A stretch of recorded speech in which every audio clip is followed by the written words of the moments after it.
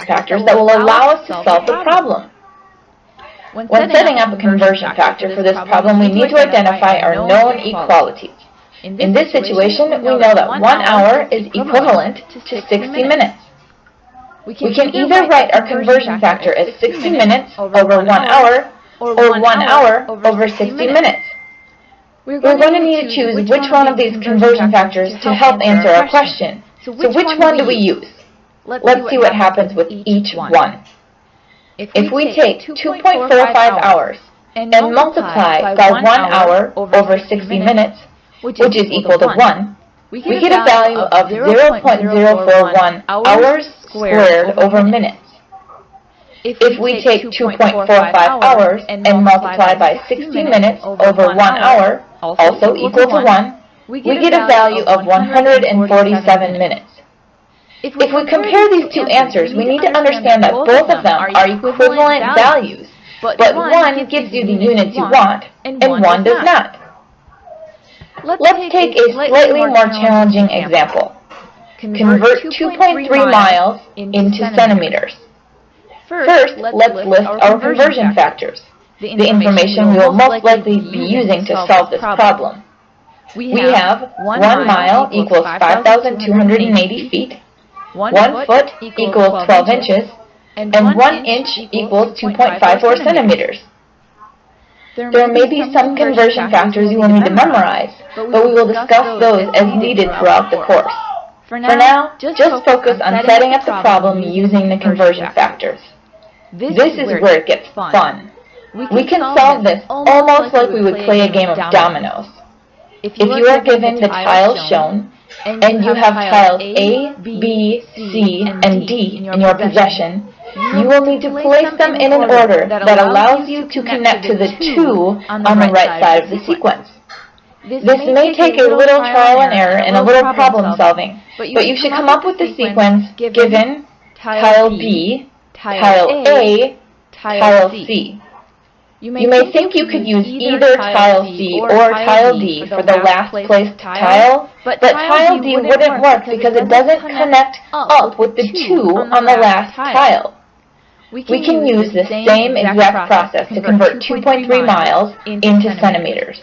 We start out with 2.3 miles, but because we don't have a direct connection in the form of a conversion factor to centimeters, we need to plan out how we're going to set up our fractions so that the units we want canceled out will end up being on opposite sides of each other.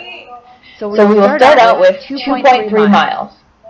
The conversion factor that includes miles is 1 mile equals 5,280 feet. Are we going to write the fraction so the miles are on the top or on the bottom? Miles should be on the bottom in this situation because we are trying to cancel out miles. Placing it this way allows us to cancel out miles, but the remaining unit is feet, which we don't want. We will have to use another conversion factor to convert from feet. If we use the conversion factor 1 foot equals 12 inches, would we want to place feet on the top or on the bottom of the fraction? In this situation, we would place it on the bottom. So we would multiply by 12 inches over 1 foot. This cancels out feet, but we are still left with inches. We need to convert to centimeters, so we place our final conversion factor in the line in a way that allows us to cancel out inches and convert to centimeters. So inches would need to be at the bottom. If we multiply everything out, we get 370,000 centimeters. The biggest issue people have when converting units is they're not sure whether to multiply or divide. If you set up every problem just like this, it should become clear whether you will need to multiply or divide, and you will reduce your risk of error. Let's finish with a slightly more challenging problem. For this, let's use the density of ethanol, 0.8 grams per milliliter, and convert it into kilograms per liter. First, we will list our conversion factors. We know that 1,000 milliliters equals 1 liter, and 1,000 grams equals 1 kilogram. So how will we set this up? Always start with the value that the question gives you. In this case, it would be 0.8 grams per milliliter. We may see right away that grams is in the numerator, and we would like it to be kilograms. So we're first going to multiply by 1 kilogram over 1,000 grams, which allows us to cancel out grams.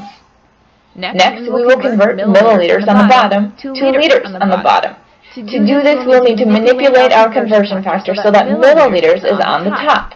We will multiply by 1,000 milliliters over 1 liter. This allows us to cancel out milliliters, leaving liters in the denominator. You may also see that the 1,000s will cancel out, leaving us with 0.8 kilograms per liter as the final answer. Keep in mind that when you multiply numbers, the order does not matter. So if you wanted to cancel out milliliters first and grams second, that would work just as well. When you're solving these types of problems, just remember it takes a little planning and a lot of practice. We will be solving problems using this method for the rest of the course. Even if you think you can solve these types of problems quickly and in your head, you should still learn this method because it will greatly reduce the number of errors you make in calculations. Also remember that even though it doesn't look like it, all you're doing is multiplying by 1, which is okay because it doesn't change the original value of the number.